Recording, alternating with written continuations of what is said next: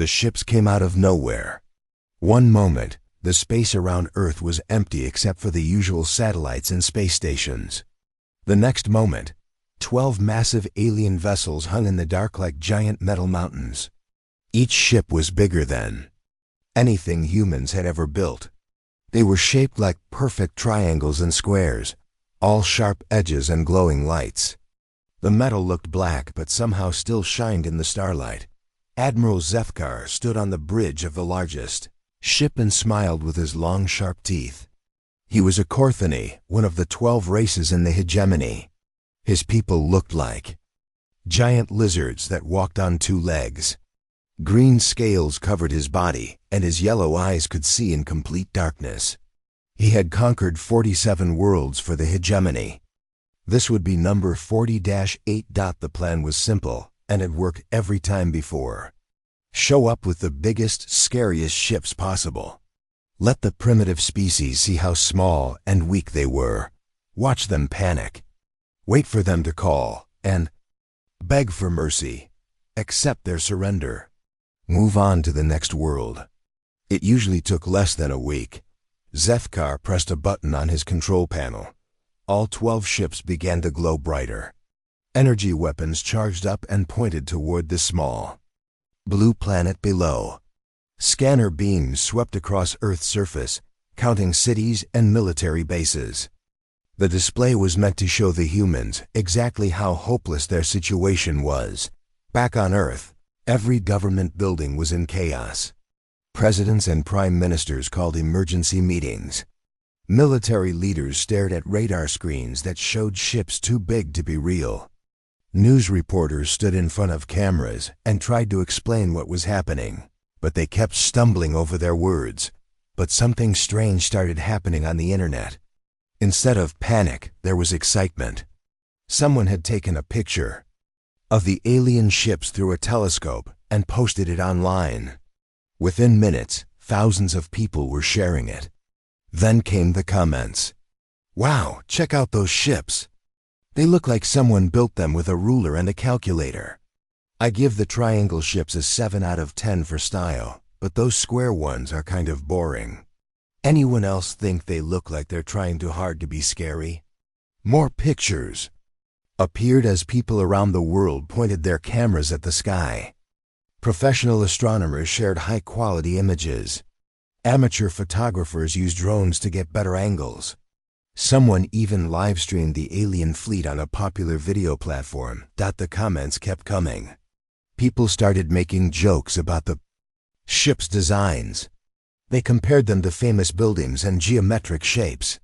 Someone created a meme using a photo of the alien fleet with the caption, "When you skip art class but still want to build a spaceship." Within 6 hours, the alien invasion had its own hashtag. People were sharing pictures, videos, and opinions about every detail they could see. Someone started a betting pool about which ship was the command vessel. Another person created a bingo card with squares for different types of alien technology they might spot. Zeth watched the human communication networks with growing confusion. His translation computers were working perfectly. He could understand every word the humans were saying. But nothing they said made sense. These creatures were supposed to be terrified. They should be crying and begging for their lives. Instead, they seemed to be enjoying themselves. "Are they broken?" asked Commander Vrex, his second in command.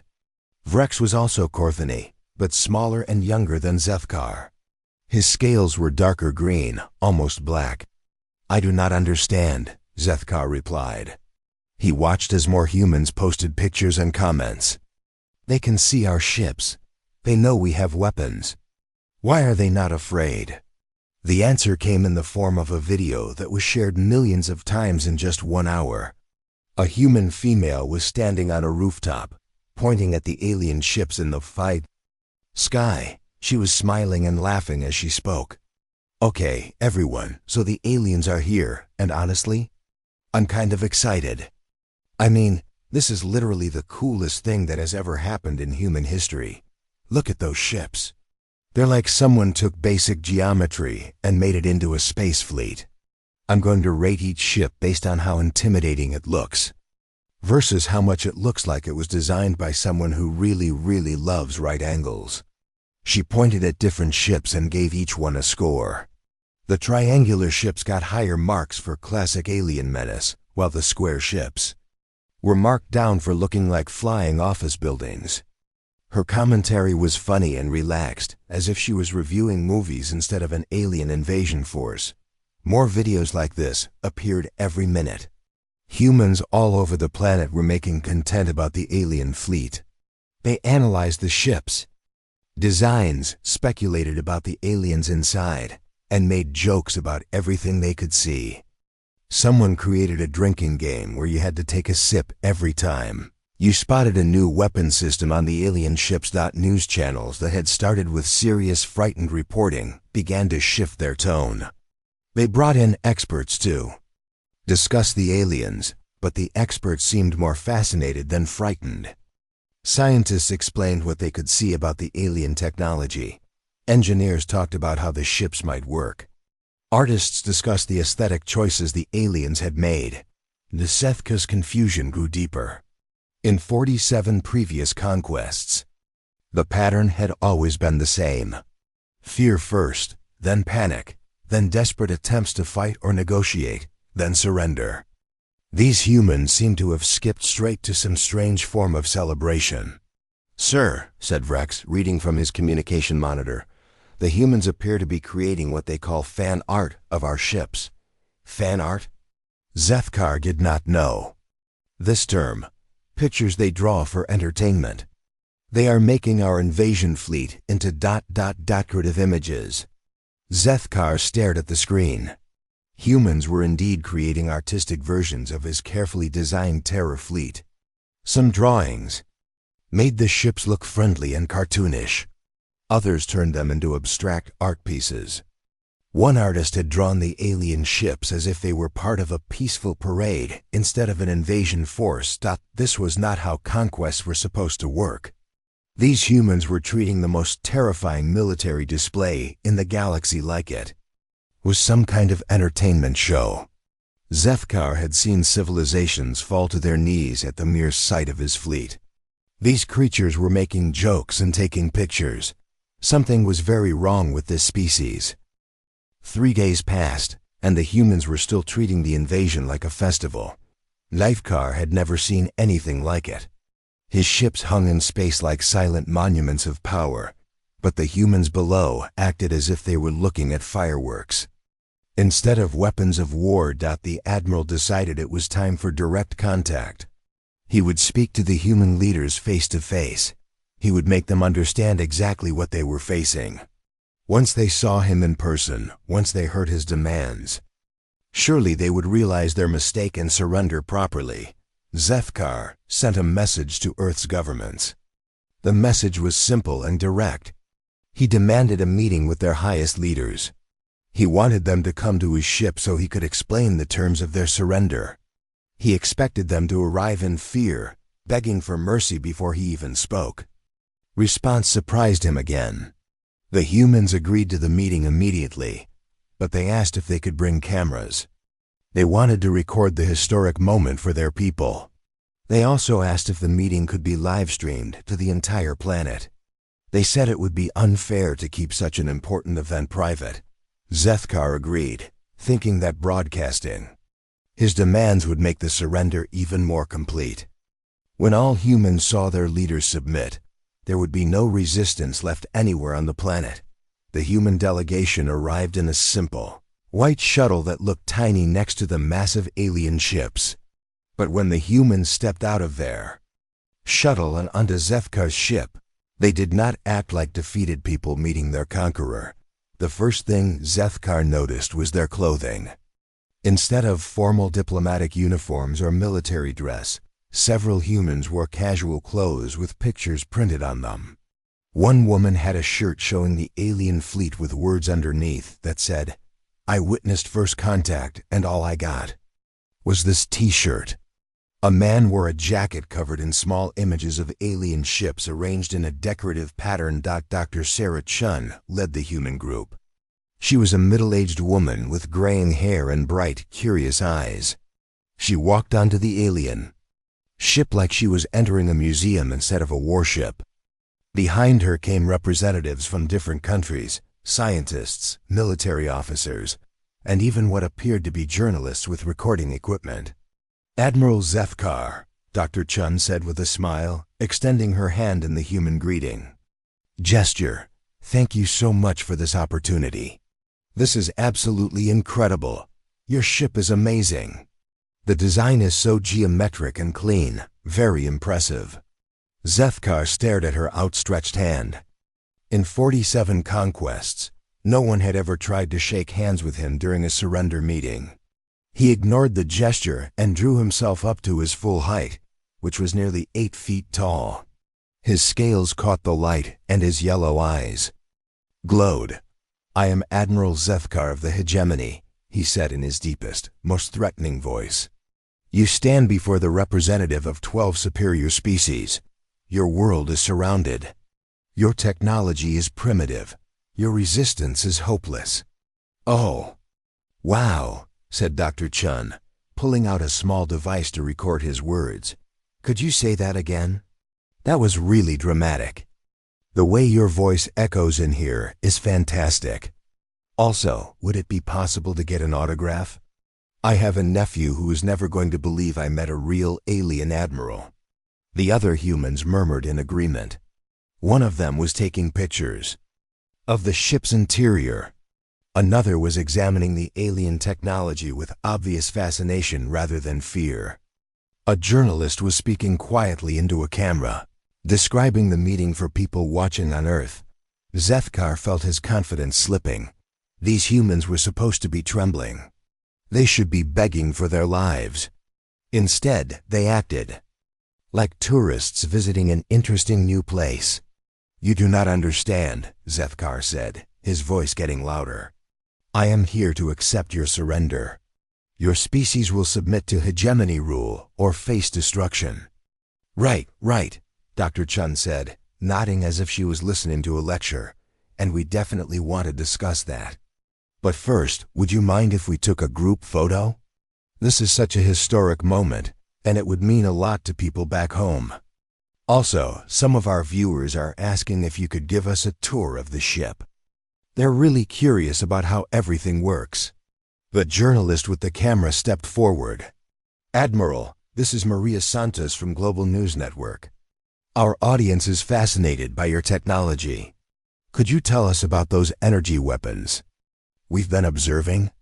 How do they work exactly? And what about your faster-than-light travel? Our scientists have so many questions." Zethkar's mouth opened and closed without sound. He looked around at his own crew, who were watching the humans with the same confusion he felt. Commander Vrex stepped closer to his leader. "Sir," Vrex whispered, "they appear to be treating this as some kind of educational experience." Before Zethkar could respond, Dr. Chun opened a bag she had brought with her. She pulled out several items and placed them on the meeting table. "We brought some gifts," she said cheerfully. "These are examples of human culture and technology. This is chocolate, which is a food most humans enjoy. These are books about Earth's history and science. And this is a tablet computer loaded with human entertainment, movies, music, games, that sort of thing. We thought you might be curious about our species." She also pulled out what appeared to be official documents. "We also have some formal papers here. Trade agreements, cultural exchange proposals, scientific cooperation treaties. We weren't sure exactly what you had in mind for our relationship, so we prepared several options." Zethkar stared at the gifts and documents. "Trade agreements?" "Well, yes," Dr. Chun said. "I mean, you have incredible technology, and we have our own unique perspectives and resources. It seems like there could be benefits for everyone. We're assuming that's why you're here, right? To establish some kind of relationship with humanity?" "I am here for your surrender," Zethkar said, but his voice lacked its earlier force. "Oh," Dr. Chun looked confused. "Surrender to what? Are you at war with someone?" Do you need our help with something? We're not really clear on what's happening here. One of the human military officers spoke up. Admiral, our analysis of your fleet suggests you have the capability to destroy our planet several times over, but you haven't attacked. You've just been sitting there for 3 days. So either you're not here to hurt us, or you want something from us that you can't get by destroying us. Another human added, plus, the energy signatures from your ship suggest you've been scanning our planet very thoroughly. If you wanted to attack, you would have done it already. So this seems more like a research mission or a diplomatic contact. Zefkar felt the meeting slipping completely out of his control. These humans had somehow turned his intimidation display into a peaceful first contact scenario. They were offering him gifts and asking for autographs. They treated his demands for surrender like a misunderstanding that could be cleared up with better communication. Would it be possible to meet some of your crew? Dr. Chun asked. Our people are very curious about your different species. We've been trying to identify them from the biological signatures our sensors have detected. It would be amazing to learn about your cultures and histories. The journalist raised her camera again. Admiral, could you tell our viewers about the hegemony? How did 12 different species come together? What are your goals? What do you hope to accomplish here? Zefkar realized that somehow, in the span of 30 minutes, these humans had turned his surrender meeting into an interview show. They were asking him questions instead of begging for mercy. They were offering him gifts instead of tribute. They were treating him like a visiting dignitary instead of a conquering warlord. And the strangest part was that he found himself curious about their questions. After the meeting, Zefkar returned to his command center, feeling more confused than ever. The humans had left with promises to stay in touch and invitations for him to visit Earth. Sometime, Dr. Chun had even given him her contact information and asked if he wanted to be friends on something called social media. The Hegemony's War Council was not pleased when Zefkar reported what had happened. The other admirals spoke to him through the communication system, their voices sharp with anger and disbelief.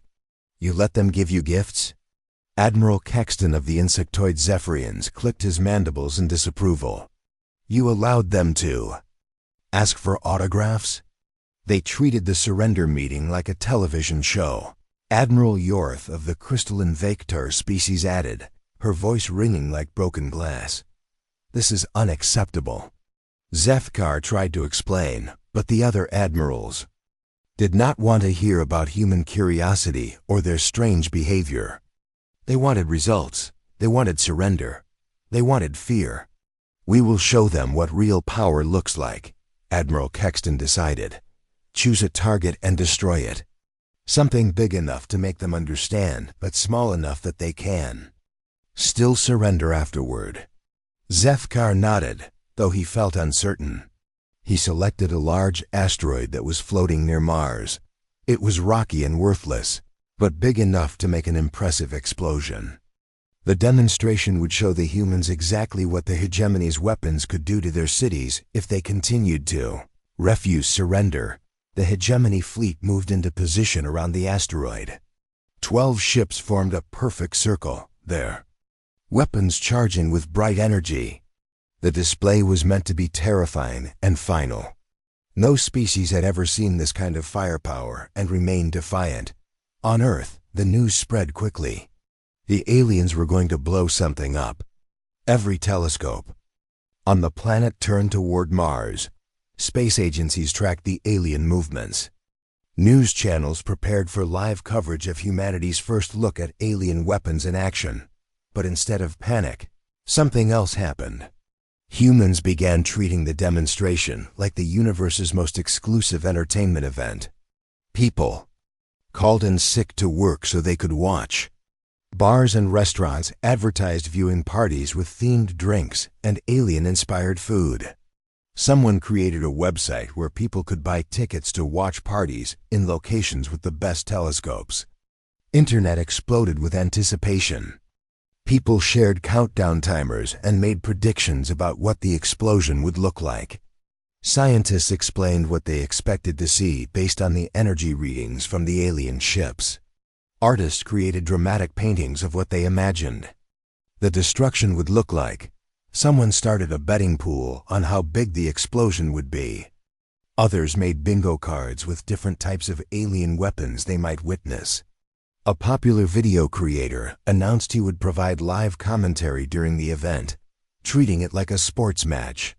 "Ladies and gentlemen," the video creator said to his millions of followers, "we are about to witness the first live demonstration of alien military technology in human history. This is bigger than the Olympics, bigger than the World Cup, bigger than anything we have ever seen before." The betting pool grew huge.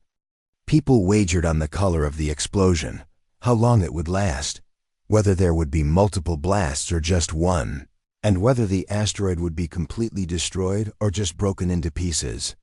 The excitement built like it was new. Year's Eve and the Super Bowl combined. Zethkar watched the human communications with growing alarm. These creatures were supposed to be terrified. Instead, they were having parties. They were selling tickets. They were making jokes about his weapons of mass destruction. "Sir," Commander Vrex reported, "the humans have created something called a pay-per-view event for our demonstration. Millions of them are paying money to watch us destroy the asteroid." "They are paying money to watch us threaten them?" Zethkar asked. "It appears so, sir. They have also created commemorative items, t-shirts, mugs, and posters advertising the event.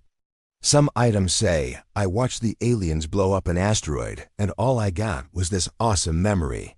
Zethkar felt a headache building behind his yellow eyes. This was not how intimidation was supposed to work. The moment finally arrived. All 12 hegemony ships fired at once. Beams of pure energy lanced through space and struck the asteroid. The rock exploded in a brilliant flash of light and fire that could be seen from Earth without telescopes. Chunks of stone scattered in all directions. Glowing hot from the incredible heat of the alien weapons, the explosion was perfect. It was beautiful and terrible, and demonstrated the kind of power that could level mountains and boil oceans. It was exactly the kind of display that had made dozens of other species surrender immediately, on Earth. The reaction was not what Zethkar expected. "Oh my God, did you see that?" Someone screamed on a live broadcast. "That was incredible. The way all the beams hit at exactly the same time, the colors, the explosion. That was the most amazing thing I have ever seen." The internet went wild. Slow-motion replays appeared within minutes. People analyzed the explosion from every angle, praising the precision and timing of the alien weapons. Someone set the footage to dramatic music and created an epic video that was shared millions of times. Comments poured in from around the world. "Best fireworks show ever. I give that explosion a perfect 10 out of 10. Can we get them to do that again? Maybe with a bigger asteroid? That timing was perfect. These aliens really know how to put on a show." Amateur scientists discussed the energy output and calculated the power of the alien weapons. Instead of being frightened by the incredible destructive force, they were impressed by the engineering. Professional physicists appeared on news shows to explain how the technology might work. Speaking with excitement rather than fear, someone started selling pieces of authentic alien-blasted asteroid debris online. Though the asteroid pieces were still floating in space near Mars, the prices were high, and people were buying them anyway. A popular musician announced he was writing a song inspired by the explosion. An artist said she was creating a sculpture based on the pattern of the energy beams. A movie director declared he wanted to hire the aliens as special effects consultants for his next film. The humans had turned his demonstration of ultimate power into entertainment. They were rating his weapons like a performance. They were asking for encores. Zethkar stared at the communication screens showing human reactions. In the span of one afternoon, his terrifying display of military might had become humanity's favorite new hobby. They were treating weapons that could destroy planets like they were watching a spectacular light show put on for their amusement. Commander Vrex approached him with another report. Sir, the humans are asking if we would be willing to destroy another asteroid. They are offering to pay us for the entertainment value. Zethkar closed his eyes and wondered if he was losing his mind. These humans wanted to pay him to threaten them. They were treating his invasion fleet like a traveling circus, and they wanted to buy tickets to the next show. For the first time in his long military career, Admiral Zethkar had no idea what to do next. 1 week after the asteroid explosion, Zethkar received an unexpected message from Dr. Chen. She wanted another meeting, but this time she asked if she could bring some friends. She said they had learned so much from watching the alien demonstration and had some interesting things to share. Zethkar almost refused. The humans had turned his most serious threats into entertainment. His superiors were demanding answers he did not have. The other admirals were suggesting he should be replaced by someone who could handle primitive species properly, but something made him curious. The humans had surprised him at every turn. Maybe if he understood them better, he could find a way to make them surrender. He agreed to the meeting. Dr. Chun arrived with a much larger group this time. She brought scientists, military experts, computer specialists, and even some of the people who had been making jokes about the aliens online. They came with tablets, computers, and presentation equipment. Admiral, Dr. Chun said with her usual smile, "Thank you for agreeing to see us again. We have been very busy studying your fleet and your demonstration. We learned so much, and we wanted to share our findings with you." Zethkar expected them to beg for mercy or offer tribute. Instead, Dr. Chun began what looked like a school presentation. She turned on a large screen and showed him charts and graphs. "We have been analyzing your ships for the past week," she said. "Every human with a telescope, camera, or computer has been watching and recording. We have millions of hours of footage from every possible angle. Our collective analysis has been quite remarkable." The screen showed detailed pictures of Zethkar's fleet, but these were not the blurry images he had seen before. These pictures were sharp and clear, showing details of his ships that even he had not noticed. The humans had somehow created incredibly detailed maps of every vessel in his fleet. "We identified 12 different ship designs representing 12 different species," Dr. Chun continued. "We calculated the power output of your weapons, mapped your energy distribution systems, and analyzed your flight patterns. We also studied your communication frequencies and defensive formations." Zethkar felt a chill run down his spine. "How did you obtain this information?"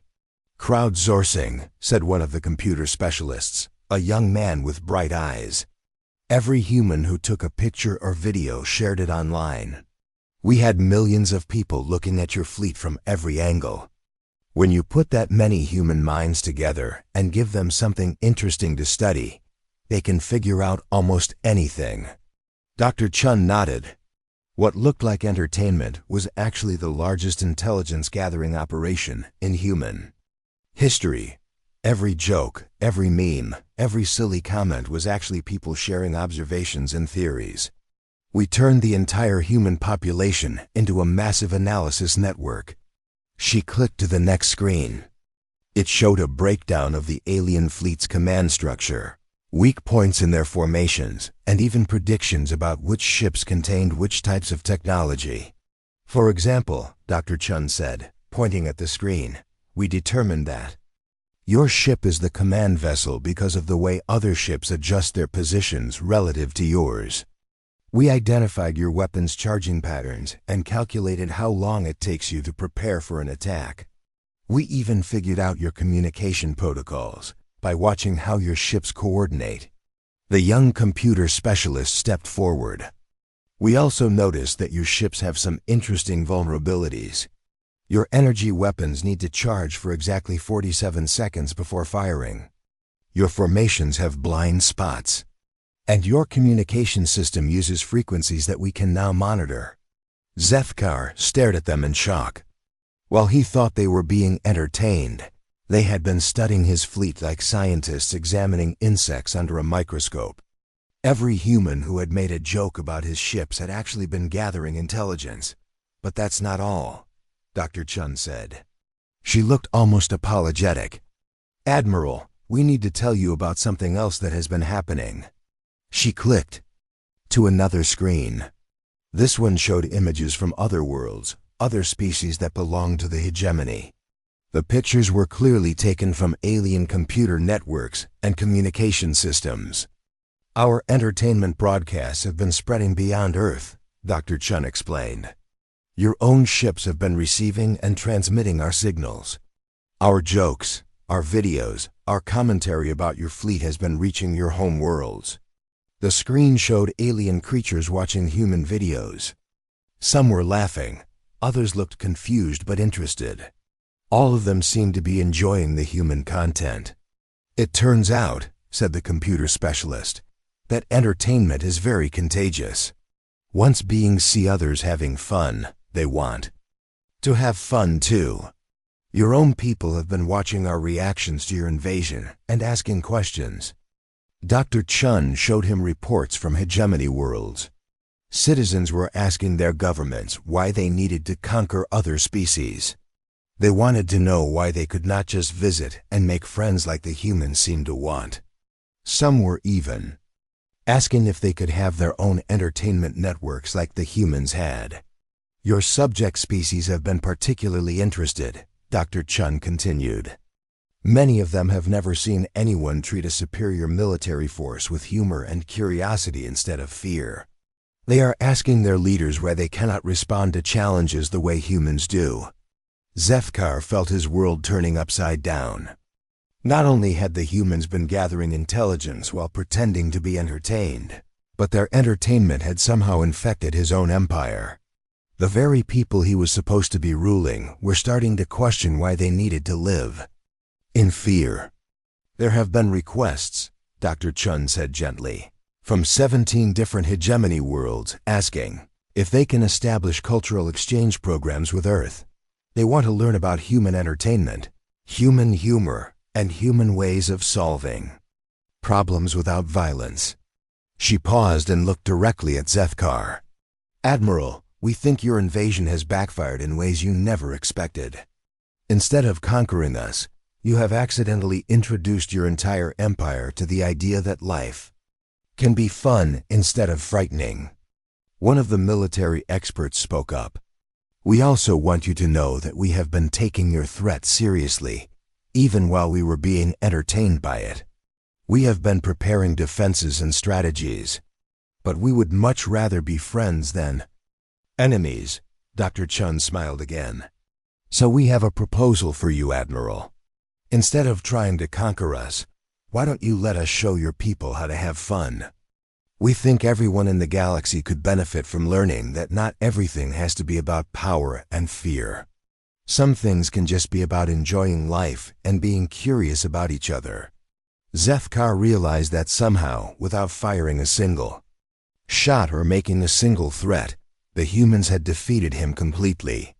They had turned his invasion into entertainment, his demonstrations into education, and his empire into an audience hungry for the very thing he had come to destroy, the human spirit. For the first time in his career, Admiral Zethkar wondered if conquest was really the best way to meet new species. The crisis came sooner than anyone expected. 3 days after Dr. Chun's revelation, Admiral Kexton of the Zephyrians sent an angry message to Zethkar. His voice buzzed with fury as he spoke through the communication system. Your failure has caused chaos throughout the hegemony, Kexton said. Half our worlds are demanding to know why we rule through fear when these humans show there are other ways. Our own soldiers are asking questions about our methods. Some are even refusing orders. Admiral Yorth's crystalline voice rang with anger. The vector mining colonies have stopped sending tribute. They say they want to try this having fun concept instead of working in fear. Production has dropped by 60%. Reports flooded in from across the hegemony. On the insectoid world of Zephyr Prime, workers were organizing what they called entertainment breaks instead of following their rigid work schedules. On the aquatic world of Title VII, the population had started creating their own versions of human memes, making jokes about their government instead of obeying without question. The crystalline Vector had begun experimenting with what they called recreational crystalline formations, growing crystal gardens for beauty instead of just for industrial use. Even the warlike Grimm species had started holding competitions that were more like games than battles. "This ends now," Admiral Kexton declared. "We are taking control of your fleet. We will destroy the human world and end this infection before it spreads further." Zethkar felt something strange when he heard those words. For the first time in his military career, the thought of destroying a world made him feel sick. The humans had shown him something he had never seen before: beings who faced their possible destruction with curiosity and joy instead of terror. "Perhaps," Zethkar said slowly, "we should reconsider our approach." The other admirals fell silent.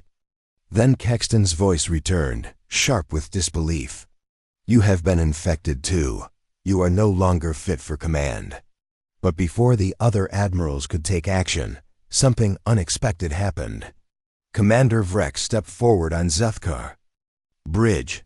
"Sir," Vrek said, "I have been monitoring communications from our home fleet. There is something the other admirals have not told you." Vrex activated a communication screen. It showed scenes from across the hegemony that made Zethkar's eyes widen. On world after world, the populations were not just asking questions. They were actively refusing to continue the old ways. On Korthony Prime, Zethkar's own people had gathered in massive groups to watch human entertainment broadcasts. They were laughing together, sharing jokes, and asking their government why they had never been allowed to experience joy before. The Zephyrian hive worlds, which had operated with mechanical precision for thousands of years, were experimenting with individual expression. Drones who had never been allowed to think for themselves were creating art and music. Even the military was changing. Soldiers across the hegemony were laying down their weapons and asking their officers to explain why conquest was necessary, when other forms of contact were possible. "The revolution is not coming," Vrek said quietly. "It is already here. The humans have shown our people that there are alternatives to fear and conquest. Half the hegemony fleet is refusing to attack Earth." As if to prove his point, messages began arriving from other ships in Zethkar's own fleet. Ship after ship reported that their crews were requesting permission to make peaceful contact with the humans, instead of preparing for war. The crew of a Grimm battleship asked if they could challenge the humans to competitive games instead of fighting them. A Victor science vessel wanted to study human art and music. Even some of the Zephyrian ships were asking if they could learn about human social structures. Admiral Kexton's voice crackled over the communication system, filled with rage and desperation. "All ships, prepare to fire on the human world. We will end this madness now." But the response was not what he expected. Ship after ship reported technical difficulties, communication problems, or outright refusal to follow orders. The great hegemony fleet, which had conquered 47 worlds through fear and superior firepower, was falling apart because its crews had learned that life could be enjoyable instead of terrifying. Dr. Chun's voice suddenly came through the communication system. Somehow the humans had managed to connect to the entire hegemony fleet. "Hello everyone," she said in her calm, friendly voice. "We know you are having some difficulties right now. We want you to know that Earth is willing to help. We would like to invite representatives from every world in the hegemony to visit us. Not as conquerors or subjects, but as friends." She paused, then continued. "We have prepared cultural exchange programs, entertainment festivals, and educational Opportunities. We want to share what we have learned about finding joy in life, even when facing challenges. We believe every species has something unique and wonderful to offer, and we would love to learn from all of you. The response was immediate. Messages poured in from across the hegemony fleet and from dozens of worlds. Species that had been enemies for generations were expressing interest in working together. Worlds that had been ruled through fear were asking for the chance to govern themselves peacefully. Admiral Kexton made one final attempt to maintain control. This is madness. We are warriors. We are conquerors. We do not make friends with our enemies. But his words fell on deaf ears. Even his own crew had stopped listening. They were too busy watching human comedy shows and trying to understand how an entire species could face annihilation with laughter and curiosity. Zethkar looked around his bridge and saw his crew watching human entertainment on their personal devices. They were smiling, an expression he had rarely seen on Korthani faces. For the first time in his life, his people looked truly happy. He made his decision. "This is Admiral Zethkar to all hegemony forces," he announced. "The invasion is over. We are standing down all weapons and accepting the human offer of friendship." He turned to Commander Vrex. "Send a message to Dr. Chun. Tell her we would like to learn more about this having fun concept." 6 months later, the former hegemony invasion fleet had been converted into the galaxy's first interspecies cultural exchange program. Alien tourists visited Earth to experience human entertainment, while humans traveled to other worlds to learn about different forms of art, music, and recreation. Admiral Zethkar found himself serving as the director of the Intergalactic Comedy Exchange, helping species across the galaxy discover the joy of laughter. The hegemony still existed, but now it was held together by curiosity and friendship instead of fear and conquest. The humans had won the greatest victory in galactic history without firing a single shot. They had defeated an empire of warriors by teaching them how to smile.